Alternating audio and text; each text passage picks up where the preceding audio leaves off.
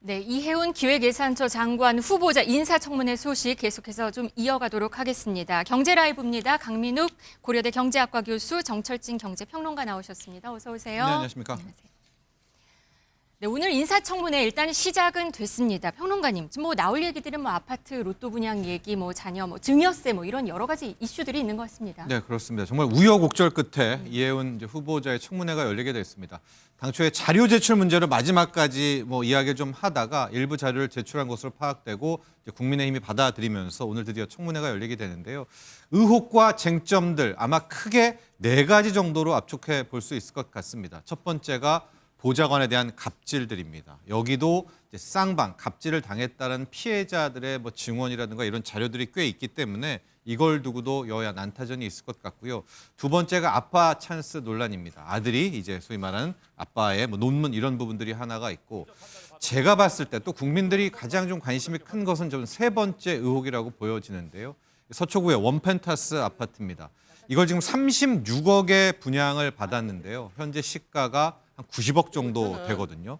과연 이 아파트를 분양받았을 때 위장 미혼입니다. 아들을 당시에 이제 결혼했음에도 가족으로 편입시켜서 받았던 이 위장 미혼으로 인해서 받았던 이 아파트를 어떻게 할 것인가. 저는 의혹도 의혹이지만 결과적으로 이제 이해운 후보자가 이 아파트 어떻게 할 것인가에 대한 부분도 언급할 것이 아니겠습니까? 네. 이것이 오히려 국민들에게는 좀 많은 촉각이 곤두세우고 있고요. 마지막으로는 영종도 땅 투기 의혹. 이 밖에도 여러 가지가 있지만 한 4가지 의혹에서 상당 부분 이야기가 깊어질 것으로 보여집니다. 네, 국민의힘 의원들은 피켓을 회의석에 비치한 채 앉았다 이런 소식도 들어와 있는데요. 현장 목소리 한번 들어보시겠습니다. 대부분인 이런 문건이 공개될 때 많은 국민들은 지금 언론 보도가 지난 한 3주 동안에 이 비망록이 제가 작성한 것이고 진실인 것처럼 많은 국민들에게 인식이 되어 왔습니다. 근데 그런 것을 넘어서 제가 작성하지도 않은 것으로 인해서 제가 그런 오해와 의혹을 받는 부분에 대해서는 저는 굉장히 동의하기가 어렵고, 그래서 이것을 다 공개할 때 작성하지도 않은 제가 받는 여러 가지 피해에 대해서 말씀드리고 싶습니다. 이미 상당히 피해를 받았습니다. 그런데 또 더 피해를 제가 작성하지도 않은 것인데 이해운의 비망록이란 이름으로 언론에 나가지 않겠습니까? 그 부분은 고려해 주시기를 바랍니다. 네. 자, 이해운 후보께서는 비망록에 네. 대해서 작성하지도 않은 것에 대해서 좀 억울한 얘기, 이런 얘기도 좀 들리고 있는 것 같습니다. 교수님, 지금 이걸 어떻게 이해를 해야 될까요? 기획예산처 장관이라는 자리가 주는 어떤 무게가 있을 것 같습니다. 예, 기획예산처는 올해 1월 2일에 출범했죠. 정부로서는 정말 야심차게 준비한 새로운 부처입니다. 그 기획예산처는 기존의 부서와 다르게 장기적 경제 계획이나 또한 미래 세대를 위한 안정적 재정 운영이라는 원칙과 목표가 있는 부서입니다.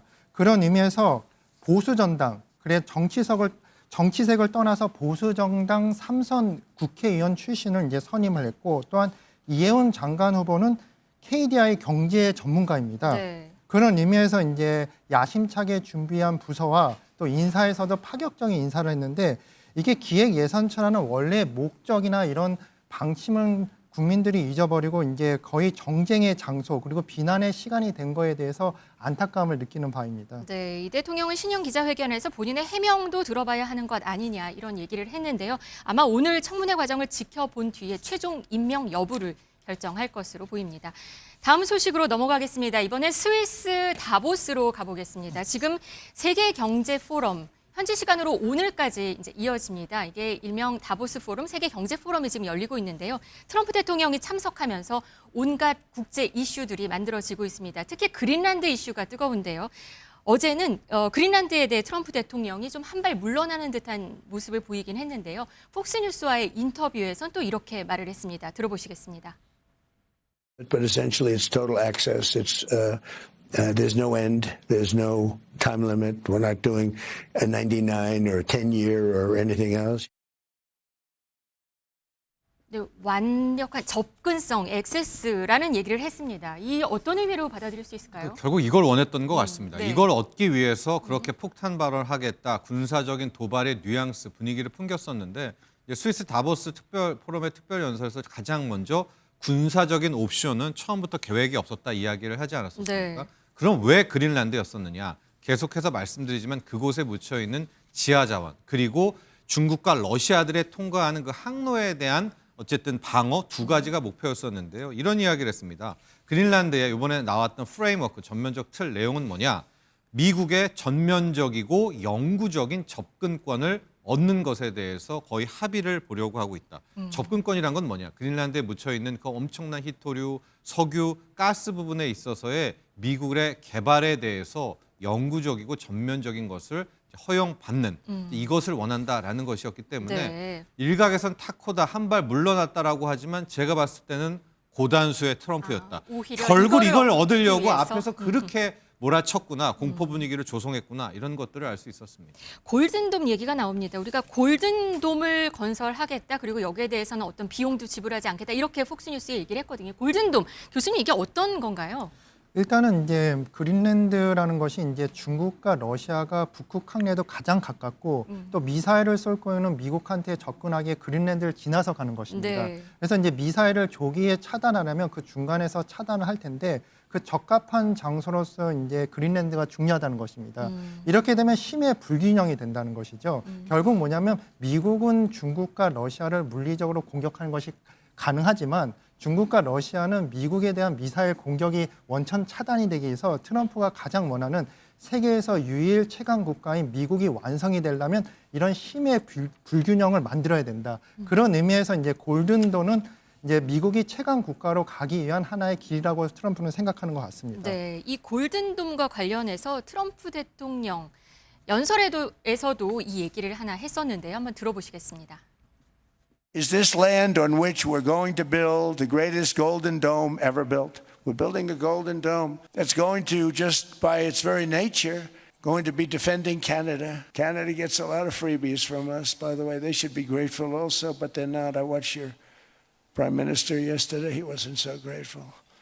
But they should be grateful to us. Canada lives because of the United States. Remember that, Mark, the next time you make your statements. Argue the middle powers must act together because if we're not at the table, we're on the menu. But I'd also say that great powers can afford for now to go it alone. They have the market size, the military capacity, and the leverage to dictate terms. Middle powers do not. 네, 트럼프 대통령이 특별 연설에서 캐나다 총리 이름까지 아예 거론을 했습니다. 이제 캐나다 얘기가 나옵니다. 근데 캐나다 총리 얘기 그 연설 내용도 좀 인상 깊었는데요. 식탁에 앉지 못하면 메뉴가 될 수 있다. 네. 이 얘기도 했습니다. 캐나다도 그렇고요. 유럽 국가들이 이제는 우리 스스로도 좀 정신 차리고 뭉치자라는 이야기였었는데요. 그러니까 한켠에서는 트럼프 대통령 왜 저래 하기지만 이번에 좀 사태를 좀 놓고 보면 네. 유럽이라든가 캐나다 자체의 어떤 문제도 분명히 있는 것이 사실입니다. 왜냐하면 지금의 유럽은 과거의 유럽이 아니거든요. 네. 이번에도 뭐 그린란드 파병 이야기하지만 고작 몇십 명 파병했다가 그나마 관세 때린다고 하니까 독일은 또 파병을 다시 후퇴를 네, 했고요.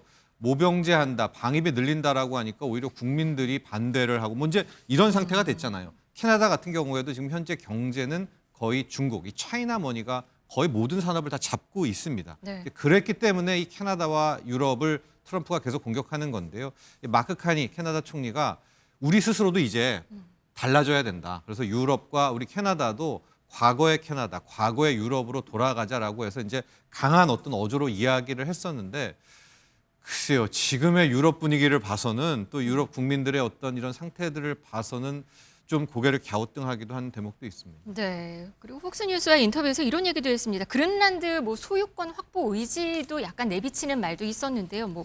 영토 획득을 추구하느냐 이런 질문에는 쿠드비 할 수도 있다, 가능성도 있다 이런 얘기도 했습니다. 이런 행보 트럼프식 거래 기술이다라는 분석들이 나오는데요. 이 다보스 특별 연설에선 이런 얘기도 했습니다. 우리 미국이 아니었으면 여러분은 독일어나 일본어를 썼을 거다. 그 목소리 한번 들어보시겠습니다. We saw this in World War II when Denmark fell to Germany after just 6 hours of fighting and was totally unable to defend either itself or Greenland.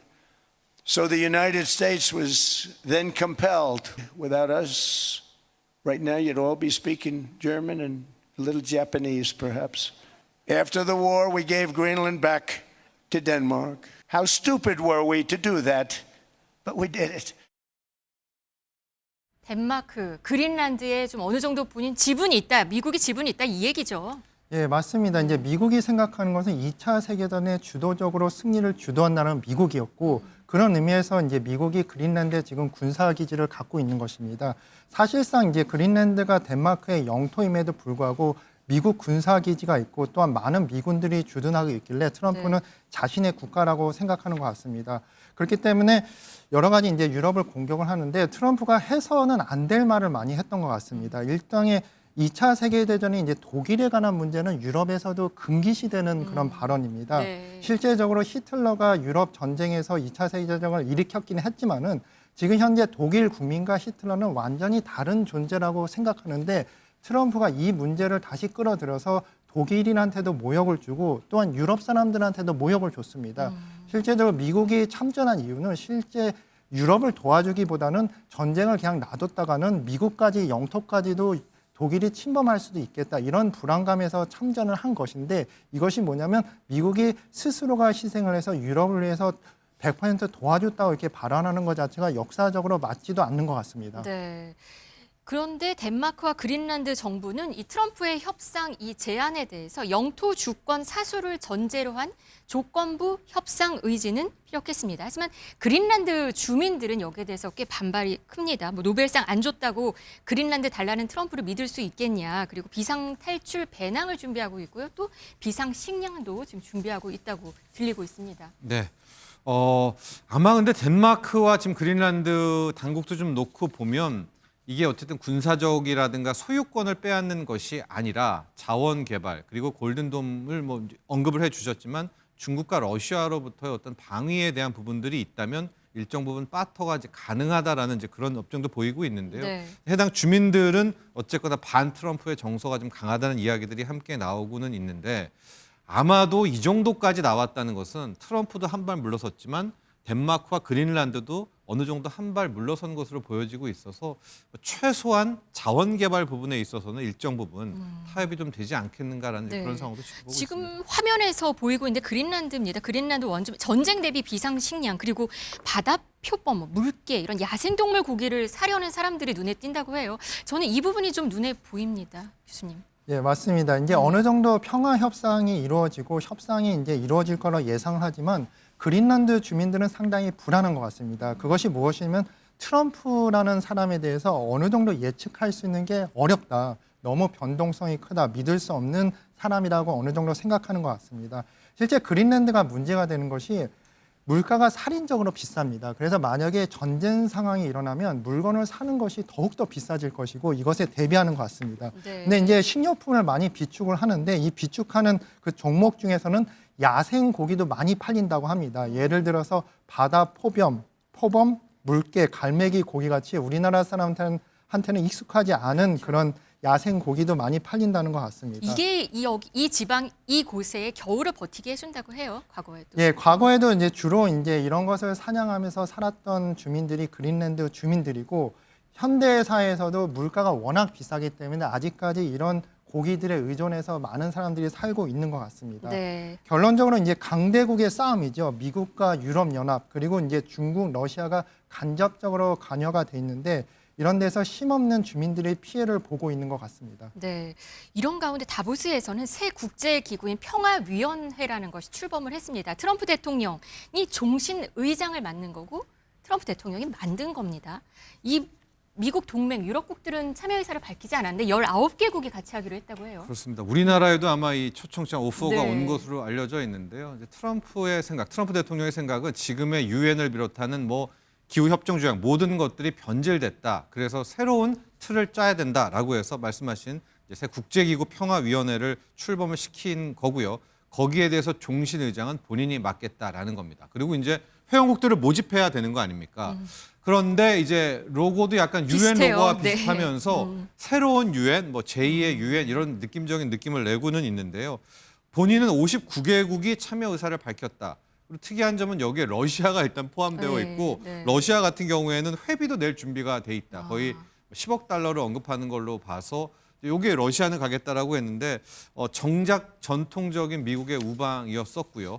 그동안 유엔에 함께 틀을 차지했던 지금 유럽 국가 쪽에서의 의견이 영국과 프랑스 쪽들에서는 아직 전형적인 거절 아니면 이제 무응답으로 대응을 하고 있거든요. 유럽까지도 저기에서 어떤 식으로 이제 트럼프가 끌어들이게 된다면 문제는 유엔이 됩니다. 우리가 지금까지 함께해왔던 유엔은 정말 무용지물과 그 위치를 잃어버리게 되거든요. 네. 그렇기 때문에 이제 영국, 프랑스 등 당초의 서방 쪽에 유럽 이 동맹들이 여기 새로운 평화기구위원회에 어떤 입장을 보이냐가 향후 관건이 될 것으로 네, 보입니다. 참 국제 정세 혼란스럽게 돌아가고 있습니다.